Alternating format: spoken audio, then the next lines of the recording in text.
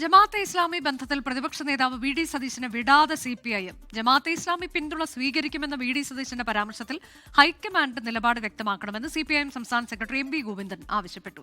CPIM ഭൂരിപക്ഷ ന്യൂനപക്ഷ പ്രീണനം നടത്തുന്നുവെന്നാണ് V D സതീശന്റെ മറുപടി.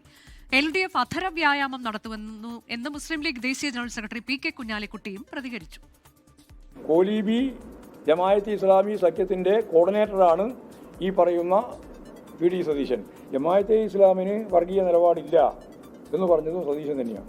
ഒരു ദേശീയ പാർട്ടിയുടെ നേതാവ് ജമാഅത്തെ ഇസ്ലാമിയെ ഇതുപോലെ പിന്തുണച്ച ഒരു നേതാവും പറയില്ല. വി ഡി സതീശൻ പറയുന്ന ഈ നിലപാടിനോടൊപ്പമാണോ കോൺഗ്രസിൻ്റെ മറ്റ് നേതാക്കളും ഹൈക്കമാൻഡും? ഹൈക്കമാൻഡ് വ്യക്തമാക്കണം. ഇതേവരെ പറഞ്ഞിട്ടില്ല, മിണ്ടുന്നില്ല. കേരളത്തിലെ CPM ഞങ്ങൾ പറഞ്ഞല്ലോ, ഭൂരിപക്ഷ പ്രീണനവും സൗകര്യം പോലെ ന്യൂനപക്ഷ പ്രീണനവും. പാർലമെന്റ് തെരഞ്ഞെടുപ്പ് കാലത്ത് ന്യൂനപക്ഷ പ്രീണനം, അത് കഴിഞ്ഞപ്പോൾ ഭൂരിപക്ഷ പ്രീണനം. ഇപ്പൊ ലോക്കൽ ബോഡി കഴിഞ്ഞപ്പോൾ രണ്ടുമില്ല, മൊത്തം കൺഫ്യൂഷനാണ്. ആരെ പ്രീണിപ്പിക്കണമെന്നുള്ള കൺഫ്യൂഷനാണ്. ഇതാണ് നിലനിൽക്കുന്നത്. ഇടതുപക്ഷ നിലപാടിൽ നിന്ന് വ്യതിചലിച്ചു. തീവ്ര വലതുപക്ഷമാണ് കേരളത്തിലെ ഗവൺമെന്റും കേരളത്തിലെ CPM-ഉം. LDF വളരെ കാലം കൊണ്ടു നടന്ന ഒരു പ്രസ്ഥാനം, അതിനെ UDF-നുണ്ടെന്ന് പറയപ്പെടുന്ന അല്ലെങ്കിൽ അഭിപ്രായം വെച്ച് അതിന് മുതലെടുക്കാൻ ഏതായാലും LDF-ന് കഴിയില്ല.